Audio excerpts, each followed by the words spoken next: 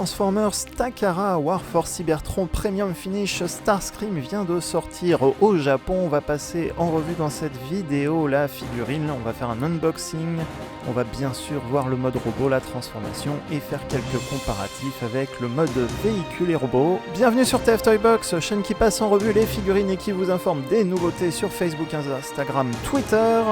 Un énième repeint du Seeker Starscream sort, mais celui-là il est plutôt quand même bien réussi à mon goût, on va voir ça ensemble. Pour info, n'hésitez pas à soutenir la chaîne en participant au Tipeee à partir de 1€. Le moment pub est fini, on passe tout de suite à la revue et à l'unboxing de Premium Finish Starscream avec sa série War for Cybertron. Il y a deux séries avec la série Studio Series, figurines du film. 6 figurines sont prévues en War for Cybertron. Un packaging qui rappelle les boîtes Génération 1 avec le quadrillage et le dégradé rouge et noir. On aurait préféré du violet pour Starscream. La référence du LFC 04 Starscream, le logo Decepticon, le logo Premium Finish.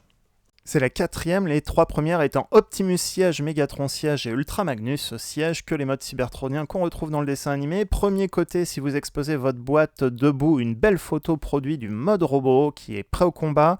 L'autre côté, une autre photo produit, cette fois allongée, si vous exposez votre photo allongée, avec Starscream qui est prêt à faire feu avec son canon nul ray. Sur le dessus, le logo Decepticon et le nom Starscream, et au dos, encore des photos produits, le mode robot, le mode Jet Seeker, issu de la série Siège War for Cybertron et des écrits japonais, puisque c'est une exclusivité, une figurine exclusive à Takara au Japon.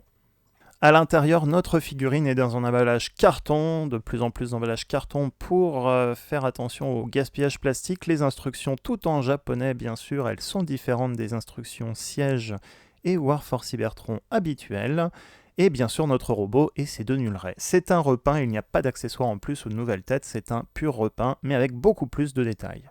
Il y a eu beaucoup de repeints de ce moule, mais c'est la deuxième version de Starscream Siège, avec des couleurs plus proches du dessin animé, un gris plus sombre et même des rouges et des bleus moins vibrants, beaucoup plus sombres pour ressembler beaucoup plus au Starscream du dessin animé War for Cybertron. Le premier Starscream avait des défauts qui ont été rectifiés ici. Tout d'abord, par erreur, ils avaient mis d'abord le logo Decepticon des films au lieu du logo Decepticon dessin animé. Et la pièce de la poitrine, on le verra, elle reste totalement attachée. C'était déjà le cas sur Thundercracker et tous les Seekers suivants. Donc voici Starscream War for Cybertron Premium Finish. On a bien sûr nos deux accessoires, nos deux canons nul ray qui sont accessibles, qu'on peut connecter avec des portes 5 mm dans la main. Mais bien sûr, pour Starscream, le mieux, c'est son épaule. Ces fusils ont toujours les ports de connexion pour mettre des blast effects, pour simuler des effets de tir. Comme on le voit, il a des beaux yeux rouges qui ressortent aussi. C'est le même Starscream que l'on connaît depuis 3-4 ans, donc les mêmes articulations War for Cybertron classiques, avec les pieds, les genoux, la taille qui est articulée. On le voit ici sur ma version, j'ai même l'impression que les joints ont été renforcés par Takara, ils sont beaucoup plus solides que mon tout premier Starscream. Une belle figurine, on le verra, petit bémol entre guillemets, ce sera les taches, encore les taches d'usure, d'huile ou de blessure qui auraient pu être encore améliorées. Déjà pour la figurine War for Cybertron Megatron, les taches sont faites d'ensemble de petits points et quand on fait un gros zoom dessus, surtout à l'épaule ici, son épaule gauche, on voit tous les petits points et c'est un peu perturbant. Heureusement, ça se voit pas trop de loin, et encore une fois, les taches vont être différentes du Starscream Siège classique que l'on voit ici en comparaison à droite.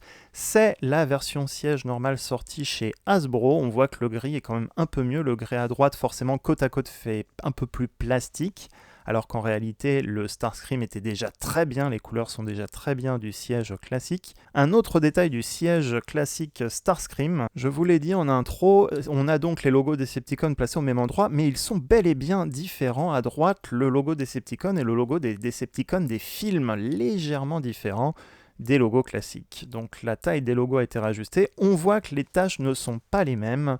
Ça a sa petite importance, elles ont l'air un peu plus discrètes sur le Premium Finish. Et surtout, ce n'est pas le même pattern, ce n'est pas le même design répété sur tous les Seekers. Je vous mets ici Earthrise Starscream, la version terrestre. Donc on voit que les grilles plastiques sont similaires entre le Siège et le Earthrise. Donc ce nouveau Starscream donne vraiment un petit truc en plus. Comparaison avec une autre vedette sortie cette semaine en France, lance d'abord le Bulkhead Voyager Class Legacy pour vous donner un ordre d'idée de taille.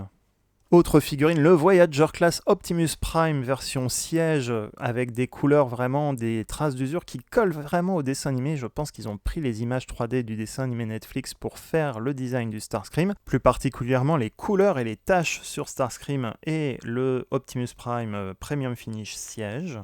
Et enfin, pour le comparer avec une Deluxe récente, Pipes de la gamme Kingdom.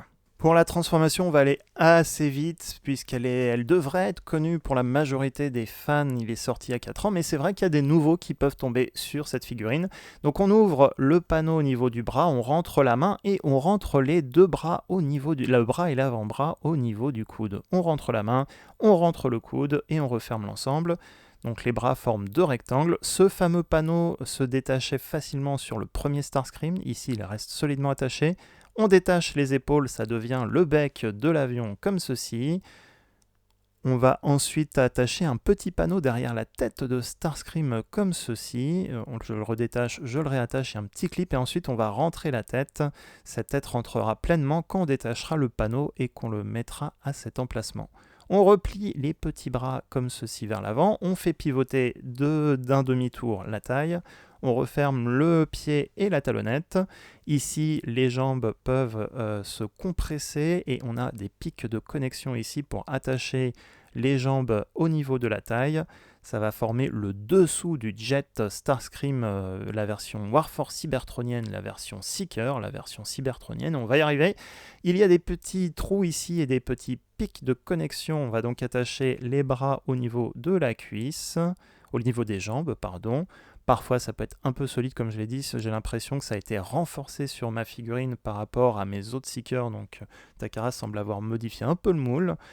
Et ensuite, on va replier les ailes et on va détacher ce petit morceau qui va constituer les réacteurs. On assemble, ensuite il suffit de tout comprimer, hein, tout simplement. La partie arrière, il y a 2 petits pics de connexion, on va les emboîter entre eux. Ça peut résister un peu, il suffit de bien aligner proprement. On a l'ensemble qui se comprime, qui se compresse, et voilà notre Seeker, notre beau triangle, c'est parti. Pour les canons, on les attache au niveau des points de connexion en dessous du jet, pour imiter tout simplement le Seeker dans le dessin animé Génération 1, et c'est parti, voilà notre Seeker bien gris foncé, avec des couleurs bien sûr encore une fois similaires qui collent parfaitement au dessin animé. Une petite vue 360, là aussi les taches semblent moins gênantes et en plus les gris étant plus foncés, ils se mélangent peut-être un peu mieux. On a aussi le nouveau logo Decepticon sur les côtés du jet, sinon ça reste les couleurs et l'identité propre à Starscream. Siège Netflix.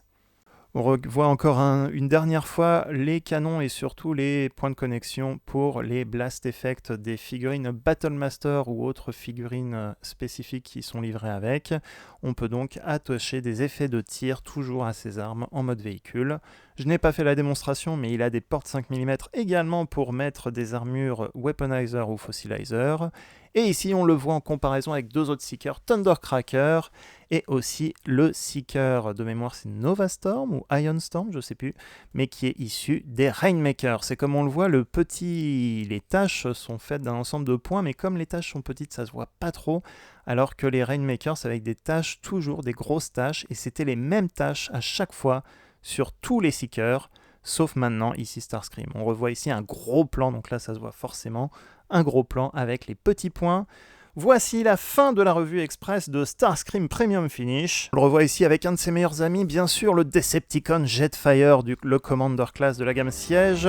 Fin de la revue express, j'espère qu'elle vous a plu. N'hésitez pas à me dire ce que vous en avez pensé en commentaire. N'hésitez pas également à soutenir la chaîne si vous voulez à partir de 1€ sur le Utip. Je vous remets le lien en bas et en description de la vidéo. N'oubliez pas également le petit pouce positif, ça fait toujours plaisir et ça aide beaucoup pour la visibilité de la chaîne. N'oubliez pas de suivre les réseaux sociaux Instagram, Facebook et Twitter. Merci d'être venu, merci d'être resté et d'ici là à très bientôt pour une prochaine vidéo.